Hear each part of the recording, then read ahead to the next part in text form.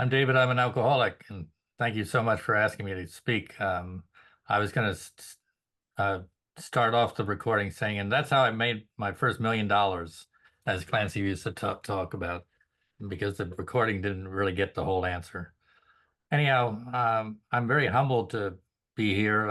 I heard that Steve T, the um, helper of this group, had kidney problems, and I've been listening to Daily Ponderables or reading Daily Ponderables ever since like the Dark Ages. And when I heard it, was devastated. So I started talking to him, and then I told him my sobriety date was August 23rd of 79, and he was a little bit more curious, and he asked me to speak, and I said, out of 2,200,000 people yet I've asked me, because I'm sort of Mr. Cellophane, as they talk about in Chicago, the musicals Chicago, because probably no one listens to me, no one wants to know about me, and no one really at this time looks at me the same as they did when I came in. Uh, I really wish Steve was here, and I wish him well. He's tired tonight, so I love him dearly, and I hope he gets his kidneys. And I know everybody on this uh, Zoom platform wishes him well. I had my birthday, my belly button birthday is June 17th, 1952, and it's also known for Bunker Hill Day, Watergate break-in, and OJ's Bronco ride. And then later on, it happened to be a stroke on my belly button birthday. I had a stroke at 4 o'clock in the morning, and I couldn't move my left side, and decided I was going to call the 911, and had to relearn to talk and walk and all that type of stuff. And my brain was there was a library back here that I couldn't reach.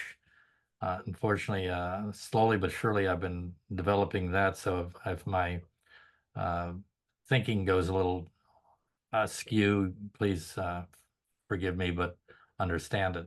Uh, I really don't make excuses much in AA. I came to realize my recovery is my own responsibility.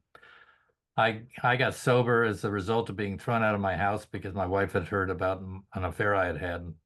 I was more afraid of my father-in-law than anything in my life, and he was Italian from the Bronx, and he was connected, and I really came in like John Keefe used to say, I came into AA the day before I died. And I truly, really believe that, if it wasn't looking at myself and being disgusted of who is this person I had become. If I was in New York, I would have jumped off a tall building. But unfortunately, or fortunately, I called my brother, and my brother was about 2.5 years sober in here in AA. And my understanding of AA was they helped people like him, and he was sort of put out to pasture with all you folk that couldn't drink and have fun anymore, like me. And I was quite delusional as I came to realize. I went into a rehab called Second Chance, and I don't really believe it was a second chance. It's a second chance that I have to build up my own life, my recovery, but it's an opportunity in one life to live two lifetimes, and I came to realize I really didn't believe I was an alcoholic when I first came in. I thought I was a heavy drinker. I could give it up any time. And Scotty, the guy who ran the rehab, was about 17 years sober, and he said, "Okay, well, why don't we find out if you're an alcoholic or a drug addict? Because Alcoholics Anonymous is for alcoholics, and NA is for Narcotics Anonymous." And he really emphasized the singleness of purpose there, and they were quite serious back then. And he introduced me to AA as the rubber ducky syndrome. And he said, "Well, why don't we put the booze aside like a little rubber ducky and see if you miss it at all? And since you're so avid, you're not an alcoholic. You could easily do 90 meetings in 90 days and not miss the drink at all." And so I was a daily drinker by then, and I came to realize I was going to prove him wrong. I was that delusional. And I came to realize in 4 days I was a real alcoholic. I won't go into long detail because 45 days or 45 years sober is a lot to put into 45 minutes if I'm or 4 hours and 45 minutes if I'm lucky. Anyhow, I came to realize an alcoholic, and these people in front of me were demonstrating this recovery. And back in those days, it was, you know, an awareness that, some people don't make it, and some people drink and relapse and don't make it back. And that was really serious stuff because I knew that if I took a drink, it would trigger a craving, and I didn't know where that craving would take me. I didn't know if I was going to be delusional enough to say, screw it, it's not going to work for me, or I can't go back to AA, or any of those rationalizations and justifications that alcoholics use. But I came to realize I was a real alcoholic, and I went up to Scotty and said, Scotty, thank you for saving my life. And Scotty said what a nice, real alcoholic sponsor or person would say. I didn't, I didn't do anything. I just was asked, all we're asking you, Dave, is once you get sober, that you pass it on. And I came to realize that there were a lot of people out in this world that needed the identification of an alcoholic. And so I was sort of given a vision back then in early recovery about, of dear friends of mine that would need it, and I could help them get this sober. Once I get sober, I knew how to get sober, but I had no idea about how to get sober back then. And my first day out of rehab, my thinking was, my God, I can't stay sober out here on my own. And my stinking thinking came back. Who's going to know what's one drink? Maybe you jumped the gun. Uh, all that weird, sick thinking. But I saw four people sitting on a curb, passing a bottle in front of me, and this wasn't in this was up in New York, Westchester County, so um, it wasn't a Bowery or anything like that. But I looked at those people and I said, if I took a drink, I'd be lucky to be sitting on a curb passing a bottle with buddies of mine, but I have no clue where it would take me. So I was really scared, and I went to a meeting that night and was very was introduced to a very strong tough love group called the Crow Hill Group, and they didn't take anything less than serious. They had a solid home group that I will get into that a little later, but they really put a value on this recovery type stuff, and they really took it seriously, and they weren't going to take any crap from me. And they had a lot of outgoing meetings, which I was getting involved in. And amazingly enough, 45 days sober, my wife invites me back home. And I thought, my God, this is AA stuff really works, man. She's going to invite me home after having an affair. And so I was told to go down to Atlanta where she lived and to do 90 meetings in 90 days because I was moving into a new area, and get a sponsor, and to really be committed to this recovery first. And so I went down to Atlanta, and she thought she was not willing to go to Al-Anon. So her idea of AA was I was all sane and sober, and I was going to be the man that she wanted me to be. And she wanted babies right then and there. And I said, I'm not going to bring a child in this world until this relationship gets right. Um, because I don't really know if we're really connected at this point.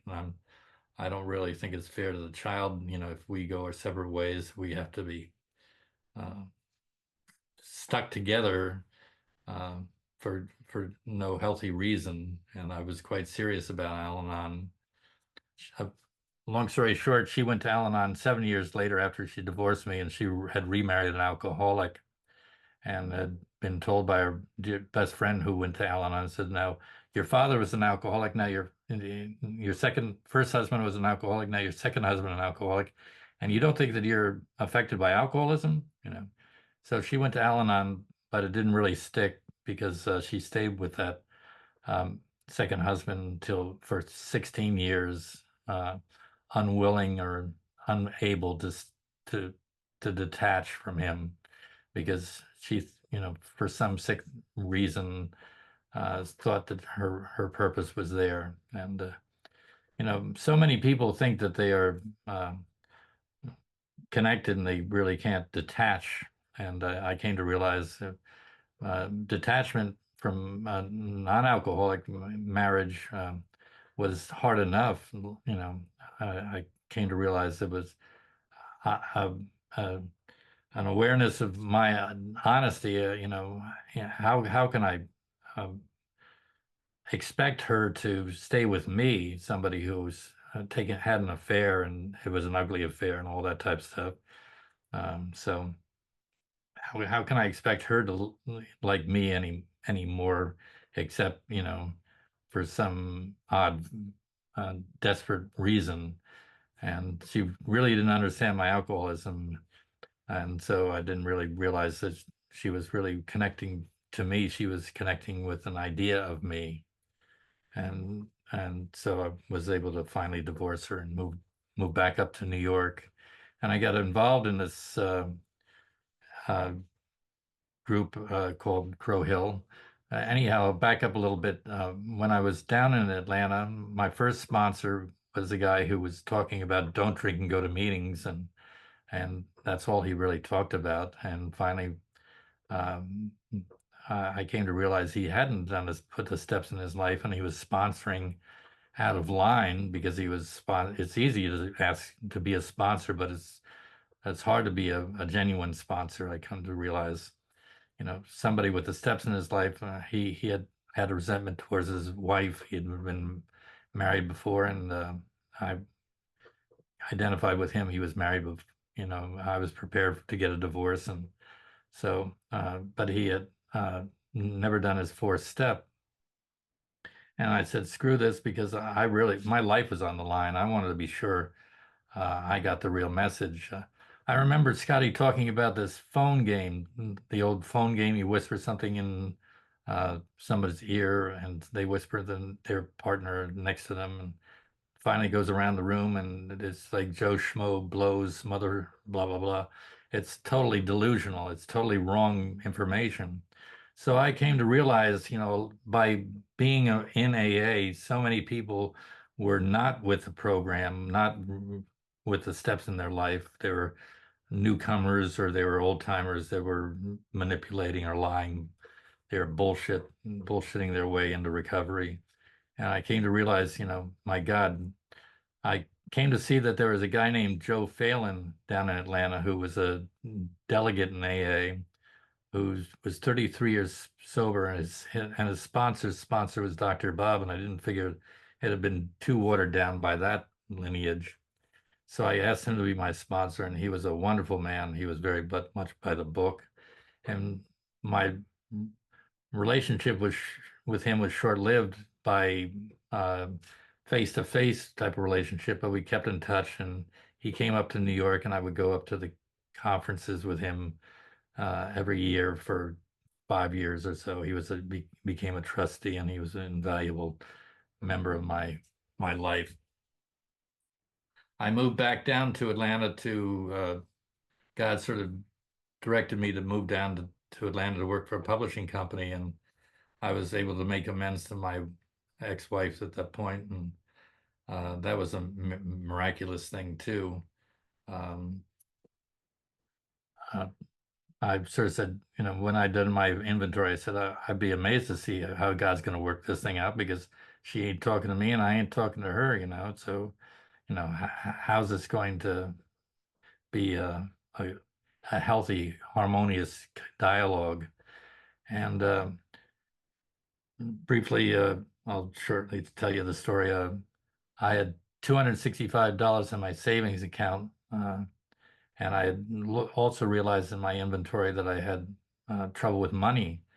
When I had money, I got cocky. When I didn't have money, I stole, and that's quite simple. And so I prayed about having just $265. And the next day I came out to the mailbox and there was a bill there from this department store for $265. And so I decided to pay the money and send her the receipt with a note saying I paid this money. I hope it gets you over a hurdle, because there's no alimony that was able to be friendly and understanding as much as she could. Um, and so that opened up a dialogue between the two of us. And um, next phone call was, Dave, I got a problem. And now I was about a year and a half in AA, and I was a counselor, advisor. And I said, well, what's your problem? And she goes, my roommate's going to get married in 31 days. And this guy I've been dating wants to move in with me. What should I do? And my brain thought, what the hell are you calling me about your sex life for? But my mouth sort of said, you don't have to make a decision for something 31 days down the road. Look at your options. We never had a healthy relationship of communication. If you're going to make a commitment, as moving in is like getting married, you've got to be sure that you're doing the right thing instead of just rushing into this thing, because you made one mistake once before, and you don't really want to make another one shortly after. And I humorously said, I'm not moving down to Atlanta, so I can't uh, room with you. Anyhow, a week later, I got a letter from a book publishing coming down in Atlanta saying, come down immediately. Georgia's just won their university championship football, and we want you to design a book. So I came down to design a book, and I stayed down there for 9 months. And I made amends to my ex-wife and all that healthy. And I reintroduced myself to Joe Phelan. Joe was a trustee back then, and he said one weekday, he said, what are you going to do this weekend? And he goes, I don't know. I go to a meeting. And he said, no, you're going to go to a regional forum. Have you ever been to a regional forum? I said, well, you're going to go. It's up in some Augusta, Georgia, or Macon, Georgia, and we would bring 3 or 4 people, and you come to find what this aspect of AA is. And I went up, and they were having an election that weekend, and it was an amazing experience because I came to realize there's a whole new dimension to AA that I'm not really seen on the group level. And so I went, after my 9 months, I went back up to New York, and I became the alternate GSR. And as a result, I became a GSR eventually. And these people would just sit around the room. We were up in Bill Wilson's old town territory of Bedford Hills, New York. And we're in Mount Kisco, New York, a local town. And all the people were sitting around the room complaining about no one wants to be a GSR, no one wants to do this service. They just don't want to be committed, blah, blah, blah. And we were reading the traditions every month because with their complaining.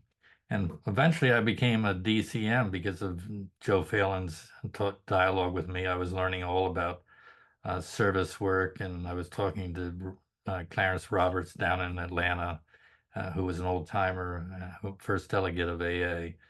When I wanted to join AA, I wanted to be sure I got the real message instead of a diluted message or a warped message, from somebody else. So I really became a history buff about AA. And when I became DCM, I said, well, from now on, we're not going to read these traditions every month. We're gonna start committees.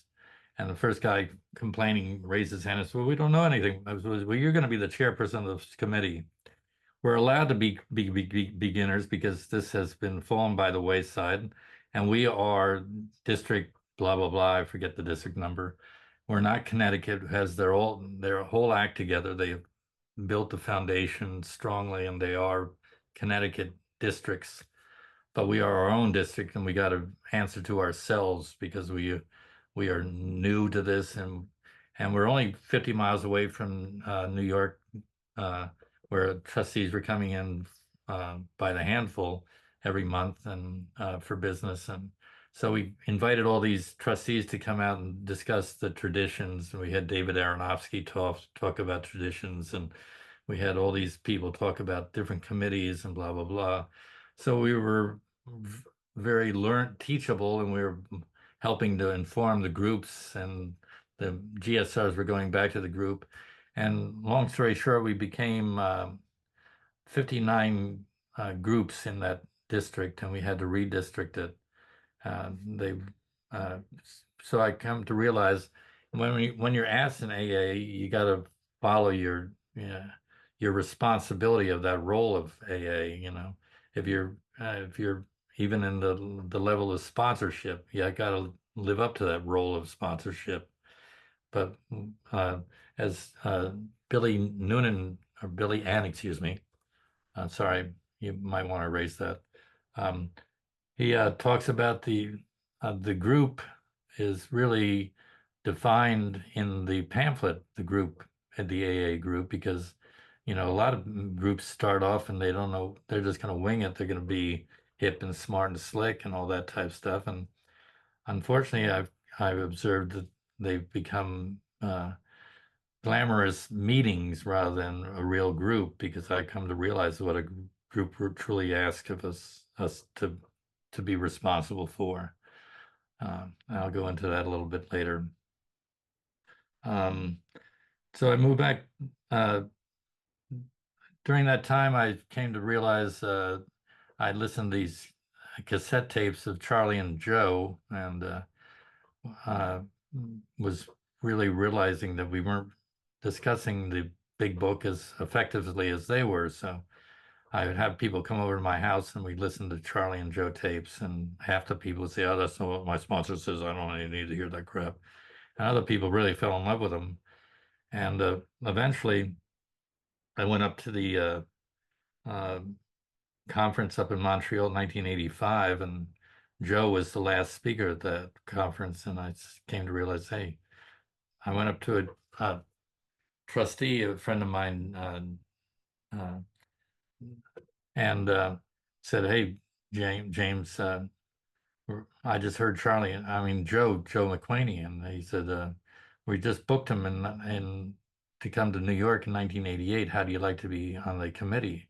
And I became the committee. I with our district, we orchestrated the whole thing. We got the speaker, we got the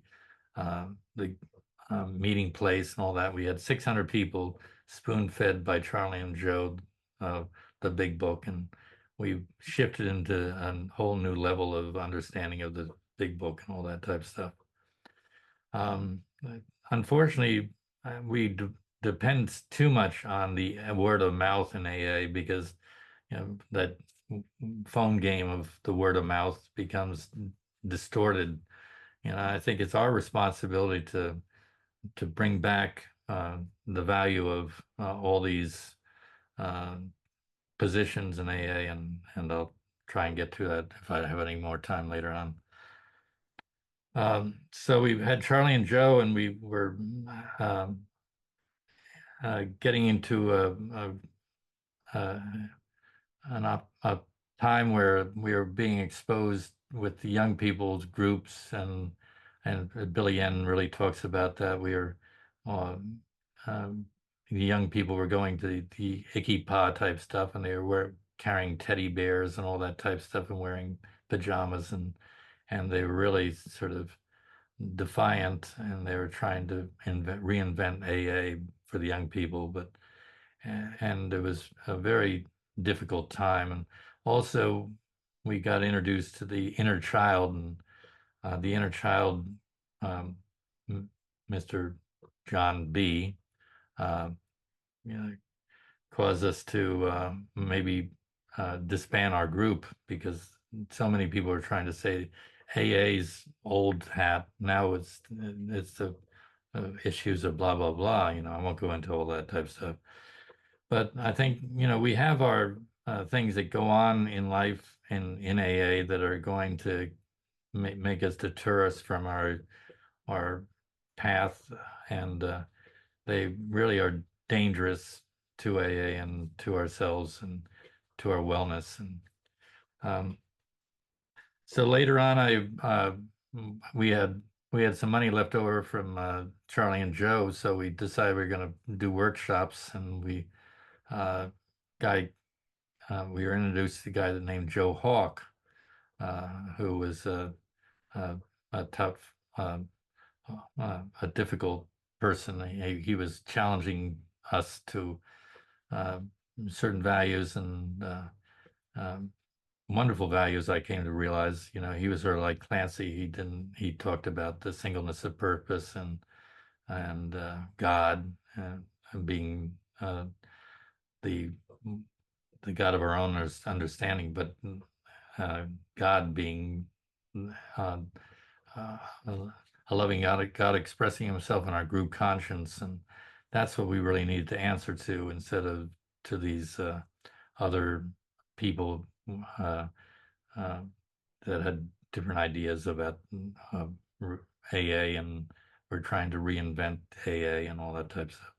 So we had Joe Hawk, and Joe had said, you got to hear my sponsor. He's going to come up with Rhode Island, so why don't you go up to see him? And I was introduced to a guy named Don P. And Don was this. When you met him, you said, "How the hell do you get up there? My God!" I really was attracted by his quality of recovery, and I came to ask him to be my sponsor. And I was brought up in AA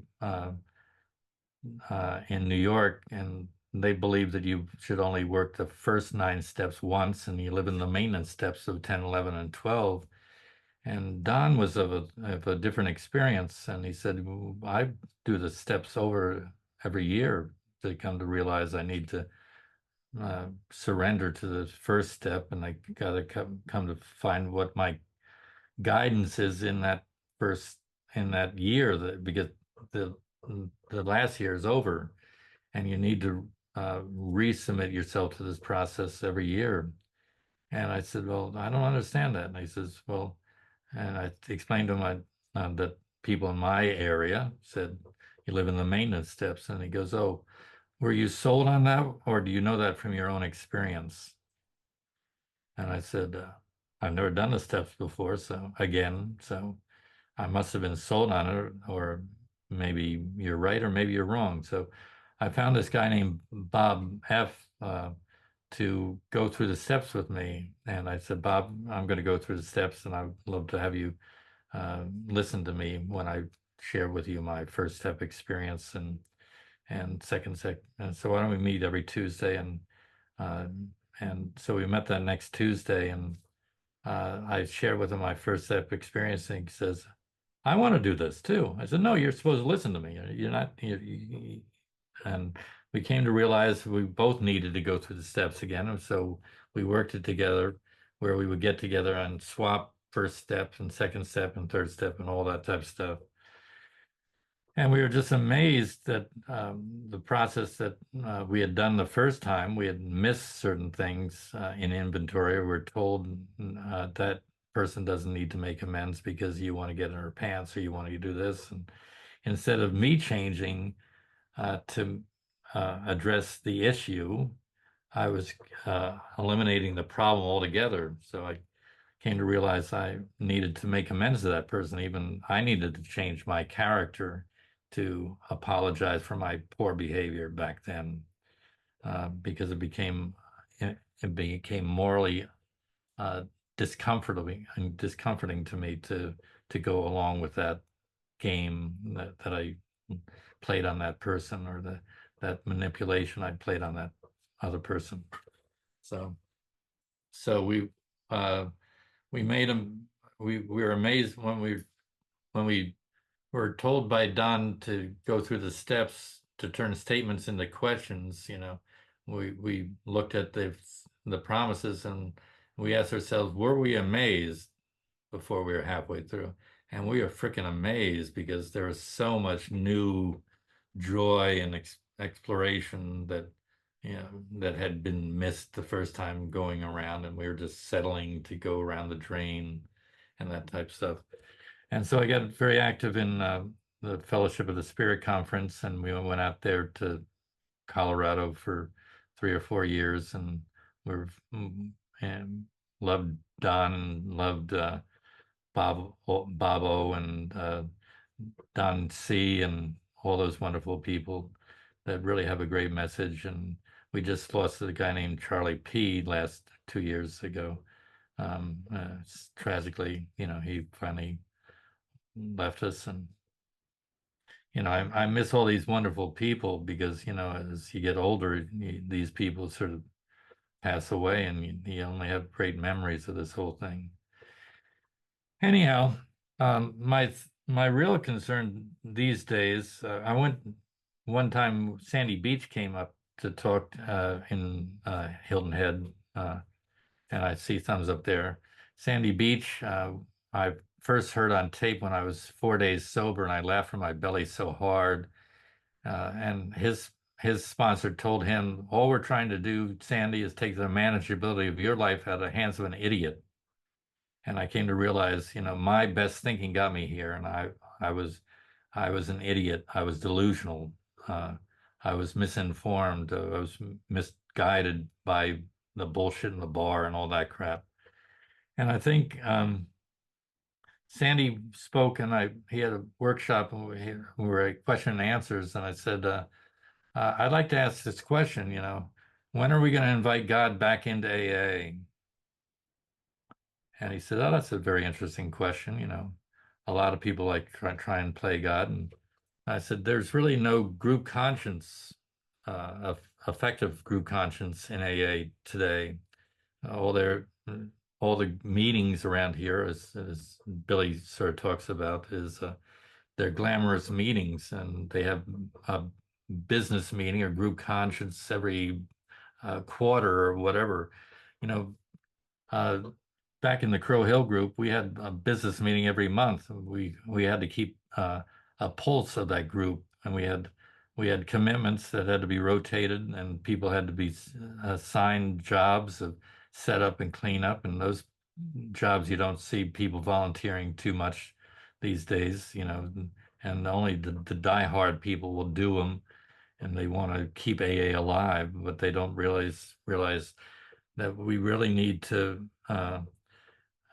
ask the member of a group to participate in that involvement with a group, and not just uh, have one person do the job, and all these people that really feel that their ego is uh, invaluable too. Uh, Being a great circuit speaker is really not what I've come to realize. I'm sort of I could identify with that Mr. Cellophane. That person is really no one hears, no one wants to hear, because AA has really sort of lost their uh, conscience, so to speak. I don't think we've lost their value. I go to a lot of meetings on Zoom, and I'm getting disheartened because I come to realize there are 400 and some odd members of this group. They are people that come to listen to this person, but they're not an AA group. They are uh, carrying the message to NAGA, whatever it is, XA and AA, but they don't define themselves an AA group. And I really think that it's uh, washed, watered down, and because I've really come to realize I could identify with another alcoholic when I could not identify with another drug addict. And when we get that other message going on, it's very confusing. And the beautiful thing about AA is the identification value. And without that identification, I think we're lost, and we're um, ineffective. And I think, as Billy Answer says, there's 100 people out there that need 100 isms, solutions to their isms, but there are only 10 people out there that are like me. I'm an alcoholic. I have this alcoholism, and what makes me identify with an alcoholic is that phenomenon of craving once I take the drink, not the drug, and not the confusion of the drug. I was introduced to AA and also the synergistic theory of one Valium and one beer does not make one and one make two, but the synergistic theory defines one and one make a minimum of seven or five. And Karen Quinlan went into a coma with one beer and one Valium. And I'm not saying she was an alcoholic or anything like that, but that's just the combination of drugs. And I did a lot of drugs, but I came to realize I'm a real alcoholic. And I had to come to realize that is my message to AA and my only message in AA.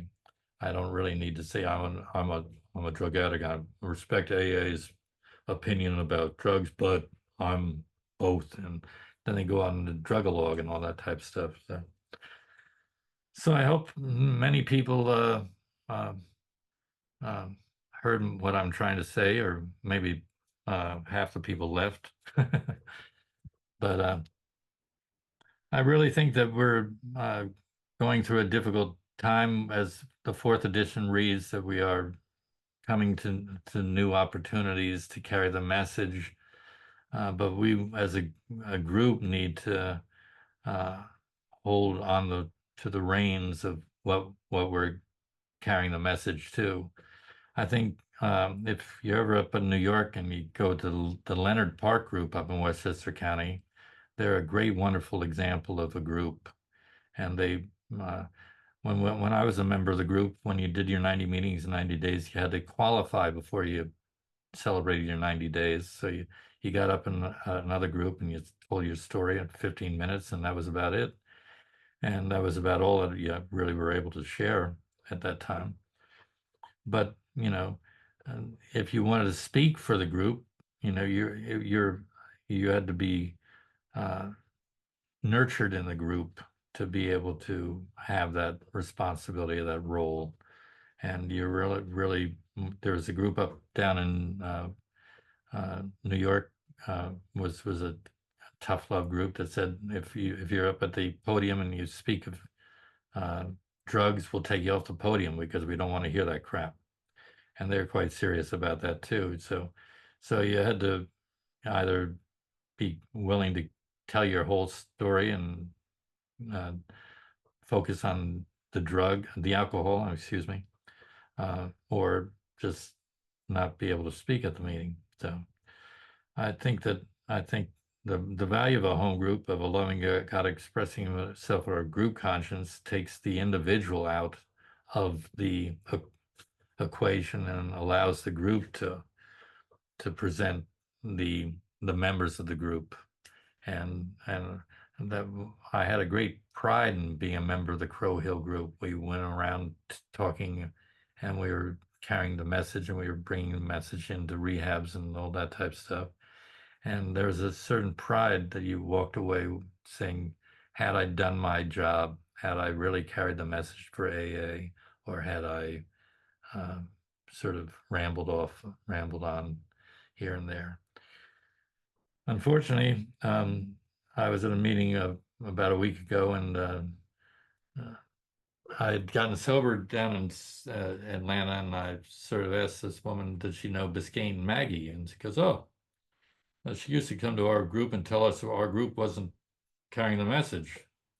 And, and I could tell by her quality of sobriety, observing that she really was missed the boat about AA and the value of surrendering to a higher power and working this program of Alcoholics Anonymous and not bringing the barroom BS into AA.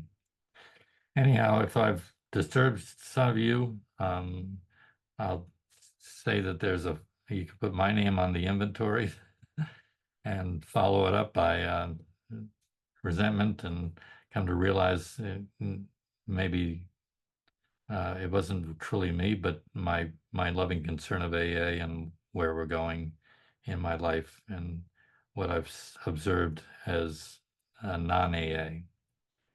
I thank you for your time and your patience, and I love you all.